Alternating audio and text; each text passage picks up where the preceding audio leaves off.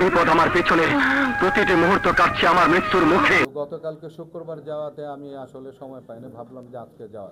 আজকে কিন্তু এরকম একটা প্রস্তুতি ছিল, কিন্তু আমি যখন মোবাইল খুললাম তখন দেখলাম যে আর যে ওইখানে যাওয়া যাবে না, একবারে তাকে দেখা মানে এই সবাই রেডি করে একসাথে দেবে।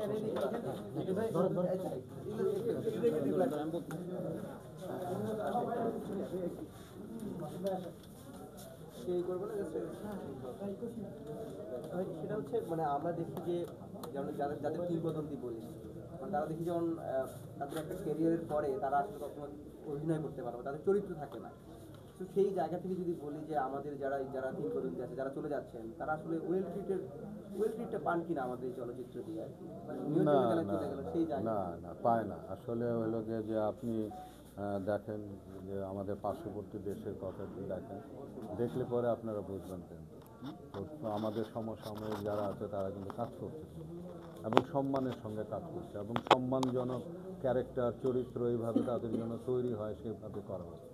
আমাদের এখানে যেন কীরকম যেন মানে আমি এটা বুঝি না আসলে কীরকম যেন ছবি ও চলচ্চিত্র তো কী ধরনের, হ্যাঁ একটা কীরকম যেন একটা মানে আর হচ্ছেও বা কত আর হচ্ছে যেগুলো সেগুলো আর কি দুই রকমের আছে।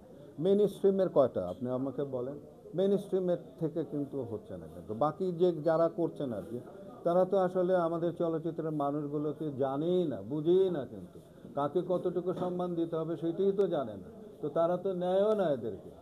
হ্যাঁ, তো যে কারণের জন্য মানে সব কিছু মিলিয়ে আমাদের বাংলাদেশের চলচ্চিত্রটা এমন একটা জায়গার মধ্যে আইসা পৌঁছাইছে যে এর কোনো মা বাপ নাই আসলে, এবং এই যে এর মা বাপ যারা আমরা যারা বড়রা যারা সিনিয়ররা যারা ছিলাম আমাদেরকেও কিন্তু কোনো রকম সেরকম দায়িত্ব কিন্তু দেওয়া হয় না। এই এক মানে অভাব অনটনের এই চলচ্চিত্রের মধ্যে আসলে কাকে কিভাবে সম্মান করতে হবে, কাকে কিভাবে মানে করতে হবে, নেতৃত্বের জায়গা আনতে হবে, সেই জিনিসগুলো কিন্তু চলচ্চিত্রের মানুষগুলো আসলে বুঝেও না, কিন্তু সত্যি কথা বলতে। হ্যাঁ, তো এই বিচ্যুতিটা এই কারণের জন্য আগে দেখেন যারা মানে আপনার নেতৃত্ব দিয়েছে তারা প্রত্যেকেই কিন্তু ওই জায়গার এইখানকার মানুষগুলো, তারা মেইন স্ট্রিমের মানুষগুলো তারাই নেতৃত্ব দিয়েছে। এখন এই যে আপনার যে বৈষম্য বিরোধী আন্দোলনের পর এখন চলচ্চিত্রে যাদেরকে মানে মনে করেন যে ওই নেতৃত্বের জন্য যাদেরকে ডেকেছে তারা কি মেইন স্ট্রিমের আছে? কেউ আছে ওখানে? একটা মানুষের নাম বলেন তো যে উনি মেইন স্ট্রিমের আছে? তো এইরকম হয়ে গেছে। তো মেইন স্ট্রিমের লোকেরা যদি না থাকে, চলচ্চিত্র বলতেই তো মেইন স্ট্রিম আপনার চলচ্চিত্র আপনার গিয়ে টিকাতে হলে মেইন স্ট্রিমকে আপনার বাঁচাতে হবে। আপনার গিয়ে ওই যে পুরস্কার পাইব, অমুক পাইব, তমুক পাইব, ওই ছবি কয়জনে দেখে আপনার, আর ওই ছবির প্রডিউসার কোথায় পাবেন আপনি? যতক্ষণ পর্যন্ত মেইন স্ট্রিম আপনার গিয়ে যতক্ষণ পর্যন্ত বাণিজ্যিক ছবির উন্নতি না হবে ততদিন পর্যন্ত, আমি তো বহু আগে ধরে আমি আমার ভিডিওতেও আমি বলতেছি যে মেইন স্ট্রিম যতক্ষণ পর্যন্ত উত্থান না হবে ততদিন পর্যন্ত চলচ্চিত্রের এই অবস্থা আরও খারাপ হবে। একটা শেষ প্রশ্ন যেটা হচ্ছে মানে চলচ্চিত্র ইন্ডাস্ট্রিতে এই যে চলে গেলেন কিংবদন্তি নেতা তার আসলে কন্ট্রিবিউশন কতটুকু ছিল আপনি তার যে কন্ট্রিবিউশন এটা তো মানে পরিমাপ করা যাবে না, তার কন্ট্রিবিউশন কিন্তু পরিমাপ করা যাবে না। আমি আপনাকে একটা কথা বলি যে অঞ্জনা মানে এমন একটা মেয়ে এবং এমন একটা ফ্যামিলি থেকে সে আসছে যে যেটা আপনার মানে কল্পনা করতে পারে, মানে সে কিন্তু হিন্দু মেয়ে ছিল, হ্যাঁ, তো তারপরও পরবর্তী সময় সে মুসলমান হয়। প্লাস আমার জীবনে প্রথম আমি নায়িকা দেখি কিন্তু অঞ্জনাকে, দস্যু বনহুর ছবির শুটিং চলছিল আপনার যে টিপু সুলতান রোডের একটা মন্দির আছে পাশে, আর ওই পাশেই হলো যে আমার স্কুল ছিল। তো আমি তখন ইন্টারমিডিয়েট বোধহয় পাস করতে আছি, ইন্টারমিডিয়েট পাস করছি, তো তখন ওখানে শুটিং হচ্ছিল, আমি গেলাম সেখানে শুটিং দেখতে। তো আমি ওনাকে দেখার পর আমার মনে হয়েছে যে মানুষ কি করে এত সুন্দর হয়, এত সুন্দর মানুষ কি করে হয়, আমার কাছে মনে হয় না ওকে মানুষ মনে হয় না, তো পরীর মতো একটা মানে দল ছিল আসলে। তো সেই মানুষটা সারাটা জীবনই চলচ্চিত্রে থেকেছে, চলচ্চিত্রতে জন্য কথা বলেছে সারাটা জীবনই, কিন্তু তো তার কাছ থেকে আর কি চান আপনি? চলচ্চিত্রে আর কি পেতে? তার যতটুকু করার দরকার ছিল সে কিন্তু তার জীবন দিয়ে কিন্তু সেইভাবে সে করেছে। কিন্তু এখন তাকে সেইভাবে মূল্যায়ন আমরা কতটুকু করেছি সেইটা হলো যে বিচার বিবেচনার বিষয়। সে আসলে মূল্যায়ন পেয়েছে কিনা শেষ জীবনে আমরা না না না না, মূল্যায়ন তো ও কেন, আমরাও তো পাচ্ছি না। একটা শিল্পীর মূল্যায়নই হলো গিয়ে তার শিল্প সত্তাকে ধরে রাখা। সেটা কে করতেছে, কে করছে আপনি আমাকে বলেন তো। এখানে কে এগিয়ে আসছে, কে এখানে মানে চলচ্চিত্রকে ধরে নিয়ে আগে বাড়ার জন্য কে চেষ্টা করতেছে?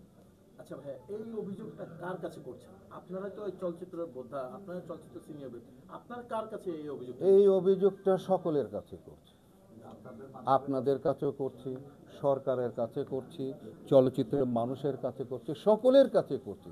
কারণ হলো গিয়ে যে একটা জিনিসকে ধরে রাখার জন্য প্রথমে হলো গিয়ে আপনার বোধ থাকতে হবে, আপনার মধ্যে চেতনা থাকতে হবে যে আপনার সেই শিল্প সংস্কৃতিকে বাঁচিয়ে রাখার চেতনা আপনার মধ্যে আছে কিনা। যদি থাকে তাহলে সেইভাবে আপনারা কাজ করতেন। কিন্তু আমরা কিন্তু কেউ কিন্তু আমাদের সেই চেতনাকে আমরা ধরে রাখি না। চলচ্চিত্র কোথায় আছে আপনি আমাকে বলেন তো, আছেটা কোথায়?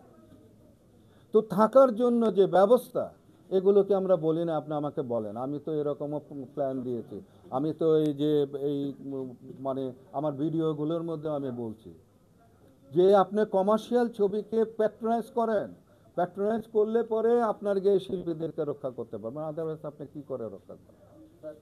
আমরা সেই ক্ষেত্রে লোক শুনতেছি আর কি যে উনি আসলে সঠিক সময়ে হাসপাতালে ওনাকে নেওয়া হয় নাই। এটা আমি জানি না, আমি বলতে পারবো না, এটা বলতে পারবো না। আচ্ছা ভাই, শেষ প্রশ্ন আপনার কাছে, সেটা হচ্ছে আপনি জীবিত থাকা অবস্থায় আপনার যারা কলাকুশলী বা আপনার যারা সহকর্মী রয়েছে তাদের উদ্দেশ্যে আপনার এই চলচ্চিত্র নিয়ে কি বলে যাবেন? চলচ্চিত্র থেকে কি বলে যাব আসলে আমি এটা আমি বলে যাওয়ার মতো আর কিছু আমি দেখি না। তার কারণ হলো যে ওই যে বোধোদয়ের কথাটা বললাম, চলচ্চিত্রের মানুষগুলোর বোধোদয় হতে হবে, তাদের চিন্তা করতে হবে যে নেতৃত্বের জায়গাগুলোর মধ্যে আসলে তাদেরকে নিয়ে এসে তাদের পিছনে দাঁড়াতে হবে। এটাই হলো ছিলাম, কিন্তু আমি আপনারা জানেন যে আমাকে আনা হয়েছিল এবং পরবর্তী সময় আমি চেষ্টা করেছিলাম, কিন্তু আমার চেষ্টার সঙ্গে কেউ সম্পৃক্ত ছিল না, এর জন্যই আমি এই কথাটা বললাম।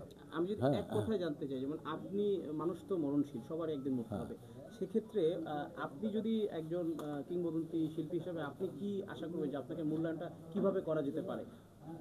এইটা তো আমি বলতে পারবো না, এটা যারা আছে তারা না, তারা করবে, তারা প্রজন্ম করবে কি করবে না এটা আমি তো বলতে পারবো না।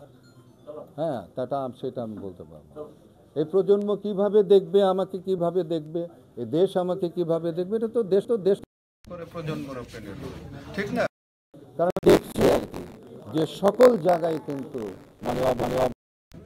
এই অবক্ষয় যতক্ষণ পর্যন্ত না যাবে ততক্ষণ পর্যন্ত শিল্পীদের মূল্যায়ন, অন্যদের মূল্যায়ন, সম্মানিত মানুষের মূল্যায়নটা আপনারা করতে পারবেন। আমার একটা শেষ প্রশ্ন, পরিণীতা ছবিতে যেটার জন্য অঞ্জনা আপা ন্যাশনাল তো এক কথায় আসলে অভিনেত্রী অঞ্জনা অভিনেত্রী সুপার অভিনেত্রী না হলে তো সে পুরস্কার পেত।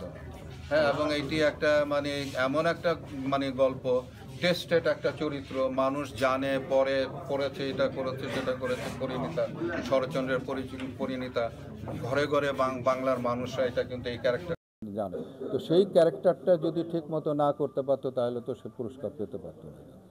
এটাই হলো যে আচ্ছা ভাই, আমি একটা জিনিস জানতে চাই, একটু স্মৃতিচারণ করবেন যে অঞ্জনা আপুর সাথে আপনার কোন ছবিতে শেষ অভিনয় করেছেন এবং কি কথা হয়েছিল লাস্ট? শেষ অভিনয় কোন ছবিতে করছে এখন আমার মনে পড়ছে। আমি যদি ভুল না করি 13 সালে একটা নাটক করেছি। হ্যাঁ, না 13 সালে কি আমার ঠিক মনে নেই, আমি বলতে পারবো না। হ্যাঁ, না সমিতি আমার সঙ্গে ছিল না, কিন্তু এটার জন্য সে লজ্জা পেত। আমি এইটা বলতে পারি যে অন্যান্য শিল্পীরা কেউ লজ্জা পায় না, কিন্তু অঞ্জনার মধ্যে অনুশোচনাটা ছিল যে সে আমার সঙ্গে থাকতে পারে নাই বলে সে অনুশোচনা। Thank you.